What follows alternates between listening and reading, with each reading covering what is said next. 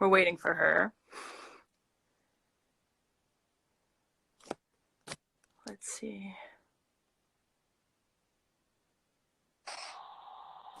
Can you see me? Yeah. Hi. Hi, how are you? Good. How are you? Good. Thanks for taking the time to chat No with me. problem. No problem. This is super fun. I've never done a live video before like Yeah, this.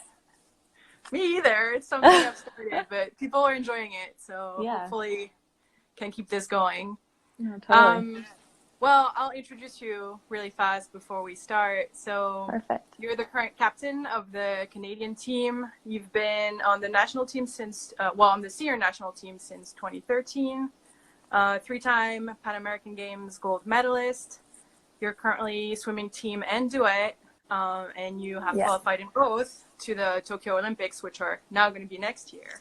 Yes. So, well, if you want to start maybe talking a little bit about that, how has it been for you guys? Because it's been kind of a roller coaster, right? With the Olympic Committee in Canada saying they're not going to send anybody at all, and now the games are postponed. So how has it been? Yeah, like you said, it's been a roller coaster. It's been a long road, and I knew it was probably going to happen the way it did. I didn't know Canada would pull so fast, but I had had conversations with my family and with, lots of people about it, and I said, like, the Olympics seems like it's not going to be a thing that's possible this season. And then it happened, and all of a sudden it was like the logic that I had previously with, like, when I was talking about it, like, left completely, and I was just left with this, like, raw emotion. I was like, I cried. I, like, was trying to figure out how I should feel about this, because it felt the same as it did in Rio when we didn't qualify. So yeah, I had these, like, really raw emotions probably for like 2 hours straight. And then I, like, switched it back and I was like, this is out of my control. I can't do anything about it. So I just have to, accept it and see what happens next, I guess. Or how do you and the team feel? Sorry, I missed that. It cut off a little bit. Oh, Hold on. I was saying, now that we know the new dates of the Olympics, how do you and the team feel? I think it's still quite fresh, and there's still mixed emotions about it. Definitely another, what is it, like 15 months, I think it is. I don't know, something like that. It's a long time. 420 something days, I think they reset Yeah, the clock. yeah. So it's a really, like, big thing to consider right now. And ultimately, we decided to take a little break, to reset and, like, have our time with family for a little bit to, go through the emotions and then come back to it fresh, in, I think it's a few days. Yeah. So how are you guys all on lockdown? How is it in Canada right now? Everybody's home? Yeah, so everybody's home. We actually were training, at our hometowns. We have this schedule with our coach, so it's like 3 weeks on, and then we get to take a week where we go home and visit family and stuff like that. But we also have to train. It's all monitored. So we were doing that, and then all of a sudden, everything was shut down. So we were stuck in our home cities. It's probably for the best as well, because it's probably better for everybody to be with their families right now. But yeah, we're doing the best we can. Everybody, at least we can walk outside still, in Canada for now. Yeah. That's good. Yeah. Yeah. And while you were talking about your coach, that was one of the a question from Andrea Fuentes, the head coach of Oh, the yeah. US team. And yeah, she was asking, how is your coach, so Gabor, how is he leading this very unique situation? How is he keeping you guys motivated and united? Yeah, it's really funny when situations like this come up. He's super calm. Not like I wasn't expecting it, but he's very, very calm in these situations. So he's taken it kind of like with a little bit of humor. He's learning more about us, asking us lots of crazy questions, and, trying to find out, like, for example, what we would do if we were stuck on an island, like what we would bring to the island, stuff like that. But he's also been really good with creating a plan and adjusting the plan to our needs. So, we're doing a lot of cardio, a lot of strength at home, which he's worked with our strength coach to provide a plan. And we've talked on Zoom a lot as well. And then we're also just keeping in touch as a team, which is like taking on our own initiative to do like land drill and stuff like that. Mm-hmm. And what was your plan initially this year? Were you guys going to compete at all before, the Olympics or no? Yeah, we really wanted to, actually. We had we have 2 new duets that we wanted to compete. Oh. And we were just finishing up with our new tech team, and we had already previously finished a free team. So we were going to start to compete everything slowly, and it would have been really exciting. But unfortunately, I guess we're going to start fresh. Maybe not routine-wise, but we're definitely going to start fresh for, the specific stamina, because that's going to go pretty quickly, I think. So like last year, we did a big boot camp where we went to an area in Quebec where we would like run every morning at 6 a.m. Right. So I think maybe it won't be to that extent, but we'll definitely start fresh.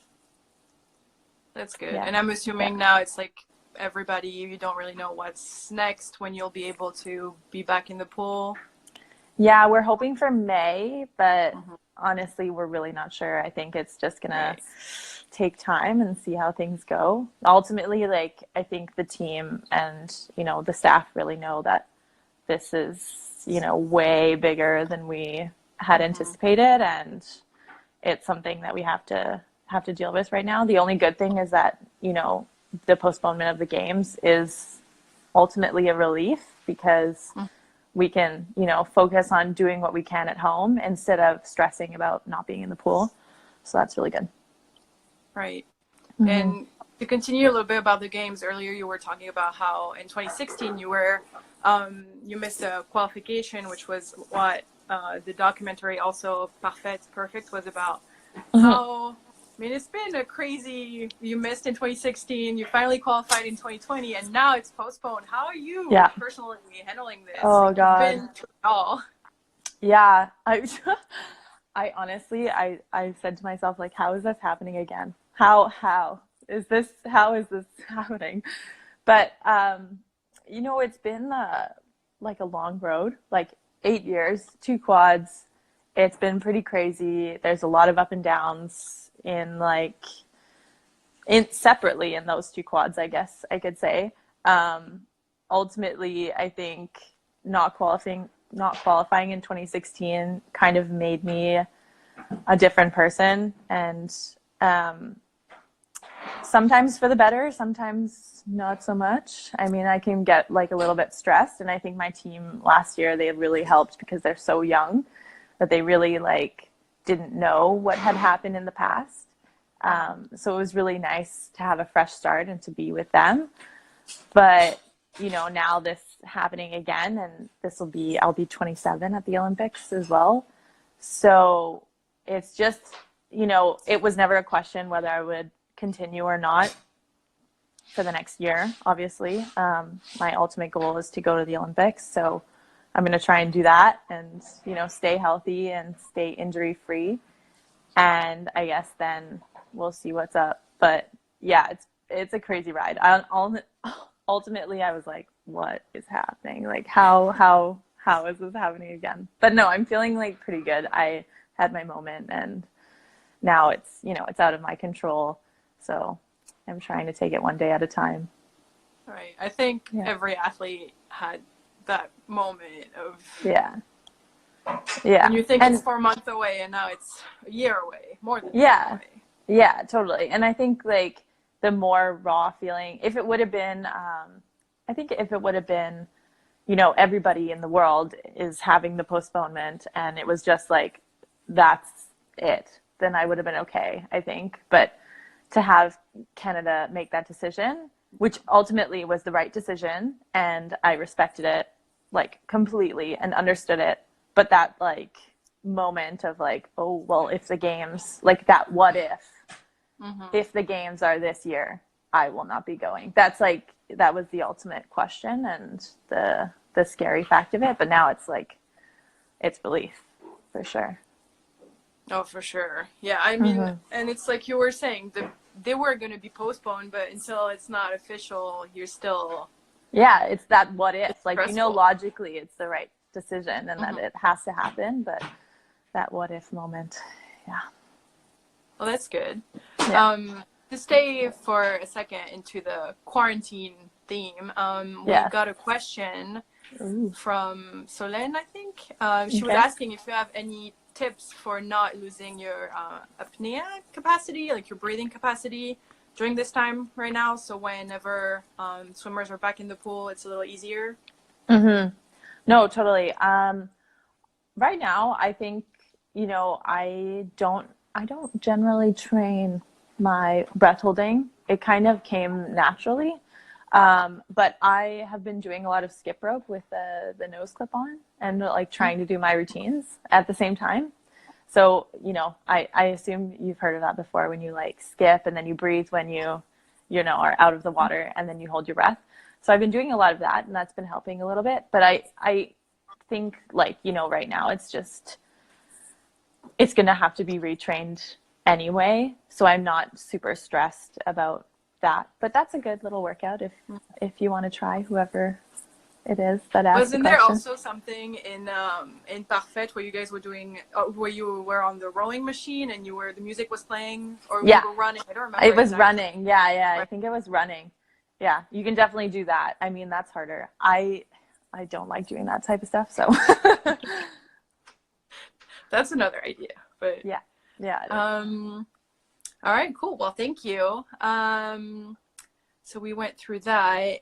So another question that we had was from Artistic Swimming Community was asking, what do you enjoy most and least about being a team captain?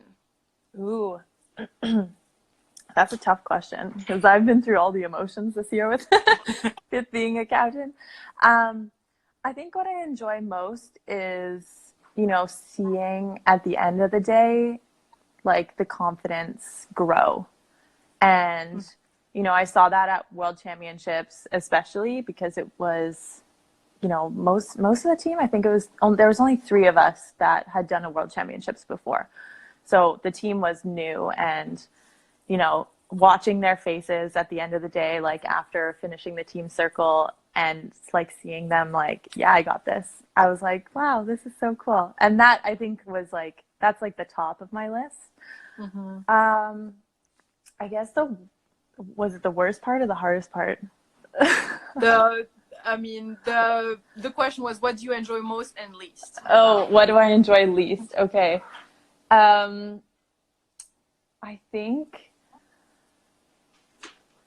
the days when you have to like push the team to an extent that you're not sure whether it's the right decision or not.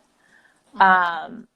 And like as a captain, you have to kind of push in a way that's healthy and like you want them to get better, but you also want them to, succeed as human beings and be kind, right? So I think having that balance between like whether you push harder and you like excel faster or you take the time to excel is like, yeah, the biggest thing. And having that patience as to like which one's the right one. Yeah. And to kind of stay on that, that was a question that I had. So you've been around since 2013, and the Canadian Yeah. program has gone through a lot of changes during that time. You had Yeah. different coaching changes. In 2018, you guys were decentralized for a little bit before coming back together. Yeah. How have you been able to deal with all those transitions and new teammates that essentially, I mean, not every year, but coming in frequently? Yeah. I What, think, what has changed in all that? well, it's been a roller coaster of quads, right? Like within themselves. The first quad definitely was more built, like the team basically started together. And so that was, really helpful. I think, for us in the end. And, ultimately, unfortunately, we didn't go to the Olympics, but that team, like, was a great team and we had this great chemistry.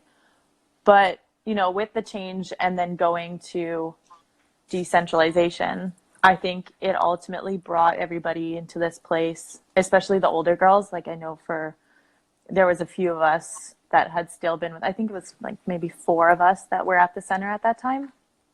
But going to a club after being out of it for 6 years, it kind of brought the passion back, because you look at all these young athletes and you're like, wow, they have this fire, this drive, they laugh every day, they have this huge like passion for sport, passion for the run throughs, which can be not so fun sometimes.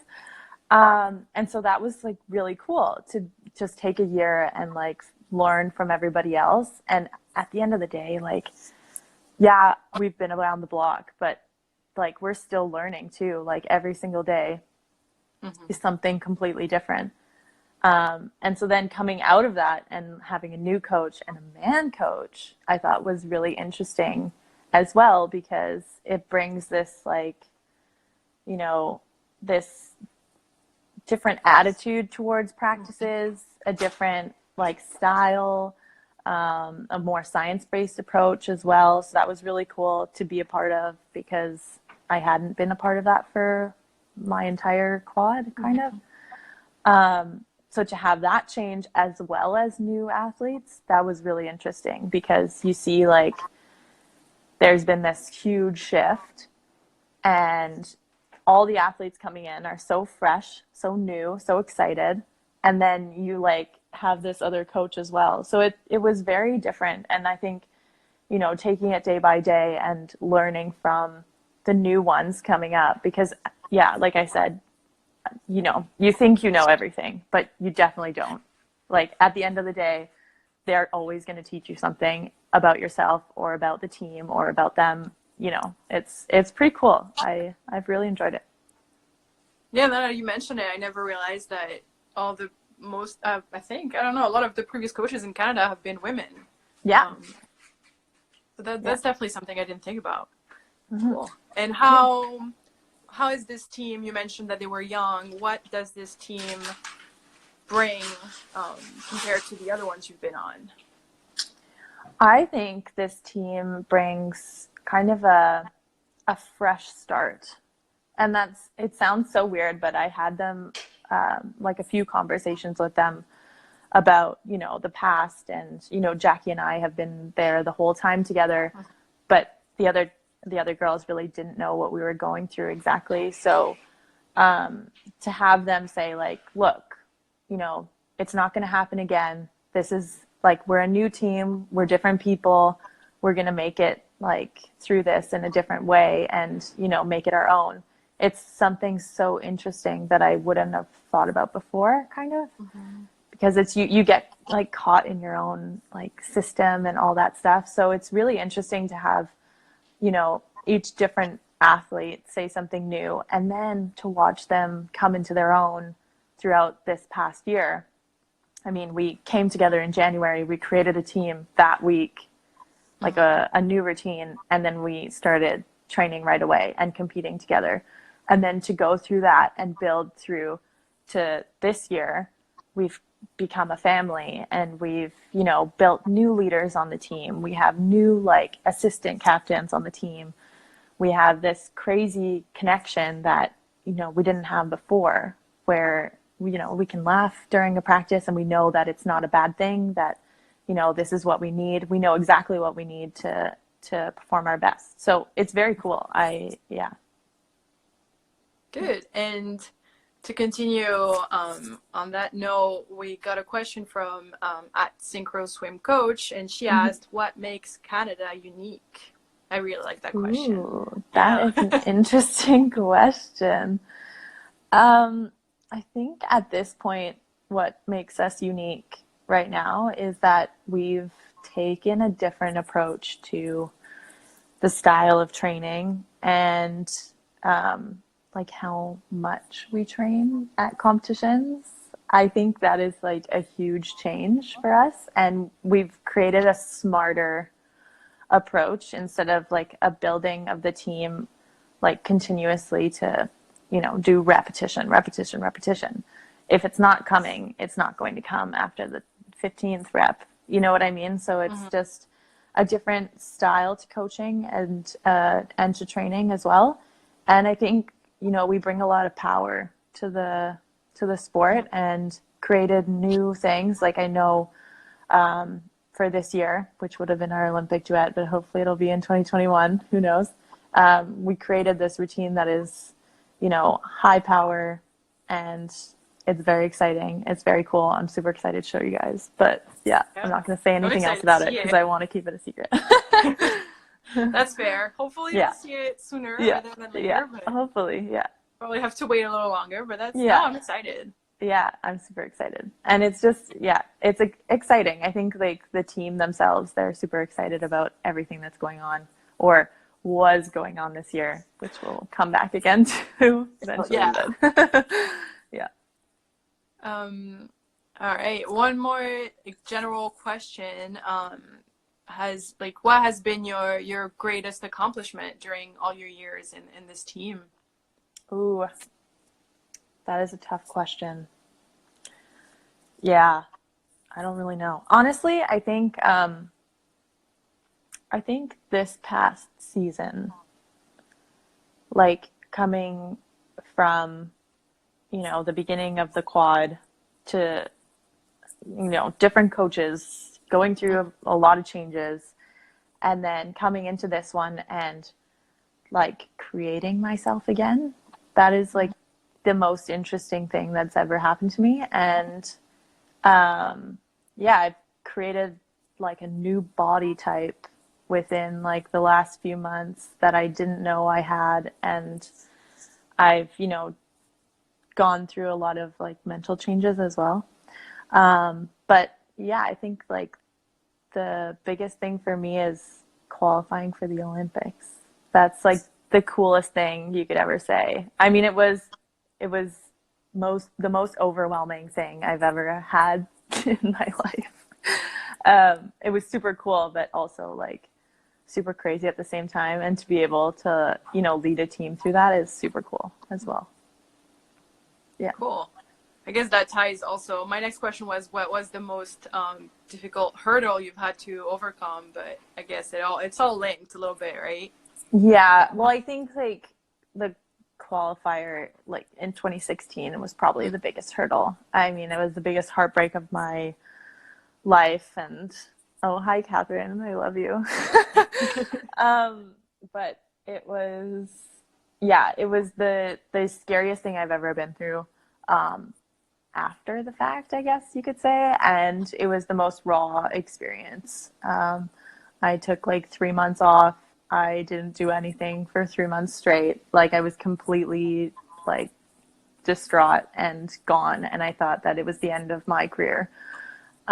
So coming back after that, I think it created a lot of hurdles mentally as well. As I mentioned before, like having a new team, they kind of got me through it, but I didn't know that I needed to get through something mentally until I had a new team that was like, no, this is, we're going to be fine. We're going to get through this. But yeah, it was crazy. How did you decide after 2016 to come back and do it 4 more years? I think it ultimately came down to like one day at a time. I came back, I did retraining, like conditioning, stuff like that, and got back into it a little bit. But ultimately, I loved the team, and I knew the team was going to stay. At least majority of them were going to stay at that point. And it wasn't a question. We all, showed up. No one said anything different. We all just like came to the pool, and it started again like fresh. So yeah, I don't think it was a question of whether I wanted to stay for myself. It was more a question of whether like I was doing it for the team as well. Yeah. Cool. Yeah. Let me see. I got a little thing that we got a question. All right, we just got a question. Oh, I think it's from a swimmer in the Singapore team. She says, as new and younger members are joining the team, how do you learn to bond with them, being the oldest one? Ooh, that's a good one. Um, I think it took a while. I'm not gonna lie. It did take a while to bond. But at the end of the day, it was more of a like taking myself out of that older position, I guess you could say, and putting myself into their shoes a little bit more and trying to, calm everything down in a sense that, at the beginning of the year, I was trying to qualify a team to the Olympics and then realizing like that's not the right approach. Like take it as a calmer step and, accepting everything that they're giving me as well and learning from that. I think that was a really interesting thing, and it made, us become a family at the end of the day. So yeah, it's pretty cool. I enjoy it. Yeah. All right. Well, I guess we can move into the lightning round part. So Okay. I just have, I got a few questions like that, so I figured I would bunch them all together. So first of all, what was your favorite competition? Ooh. Oh, I think World, no, Penance 2015. That's what it was. In front of all Canada. Oh, that's That right. was It a was in good one. Toronto, right? Yeah. Yeah, that was really good. And it was like the stands were filled like to the ceiling with people, and I could hear like the screams underwater. I could actually hear it. It was so loud. It was insane. Yeah, that's like a highlight. Loved That's it. cool. Yeah, I yeah. think every swimmer who can compete at home in a major event like that is Yeah. That was so ridiculous. cool. Cool. Yeah, yeah. All right. One thing you love and one thing you hate about artistic swimming. Hate run-throughs. Yeah, they're not my thing, but I mean, I do them because they make me better. And one thing I love, the creative aspect of it. I can do whatever I want. Like I love creating routines. I could do them for the rest of my life, and like that would be my thing. I would love to do that. Yeah. One athlete, not necessarily in synchro, that you admired while growing up. I think I'd have to say Kyle Schufelt. He's a gymnastics. Yeah, he's in gymnastics. He was super cool. I did gymnastics with him. I don't think he knew who I was because I was like 3. But yeah, I watched him like go to the Olympics, and that was the coolest thing ever. Yeah. He's retired now, right? Yeah. Yeah. It's been a while, I think. Yeah, but then he like came back after like breaking both of his legs. It was like, yeah, he's like super inspiring. Crazy. He's cool. Yeah. A place you most want to travel to. Ooh, that's a good question. I really want to go to Thailand. I actually was planning a trip to Thailand this year, but After that's Tokyo. that's gonna have to wait. So yeah, maybe another time. But yeah, Thailand would be really cool. Yeah, but I've been to Iceland. That was like my highlight place. If anybody wants to go somewhere, that would be it because it was sick. Yeah. I've never been, but it's definitely on my bucket list. It always looks amazing. Yeah. Jackie and I went after the World Championships in 2017, and it was like the best decision I ever made. It was so cool. It was, yeah, great. Really great. All right, cool. What's your favorite snack? Favorite snack? I really like fruit, like apples or oranges. Those are really good. But I also like making a smoothie, so who knows? Yeah. What's your favorite book? Okay, that is a tough question because I have many. I just recently answered this question actually with my coach, but 1984, I don't know if you've read that. It's a classic. Orwell. Yes, Yeah. super good. Was my favorite book growing up.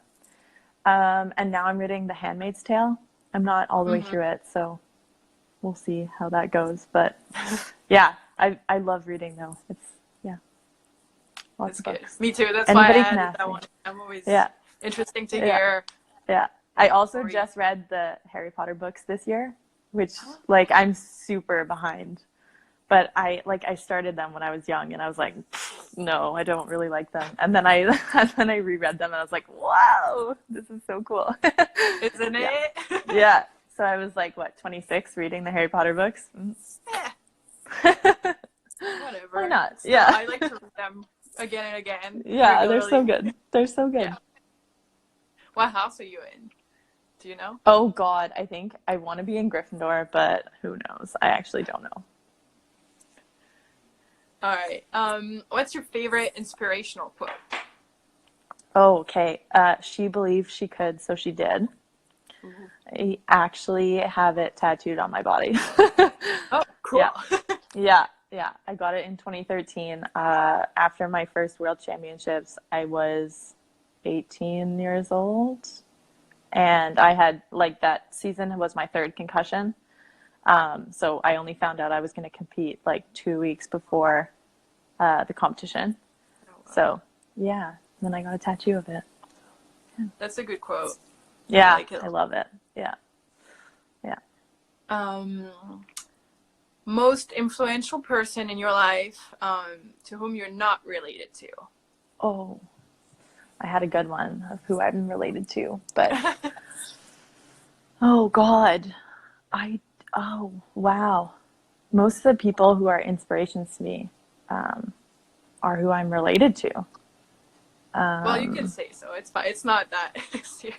Okay, I'm gonna say my dad because he had a kidney transplant when I was young, and we had this like dialysis machine in our basement, and he lived, well, he didn't live in the basement, but he spent every night hooked up to the dialysis machine, and he did it by himself.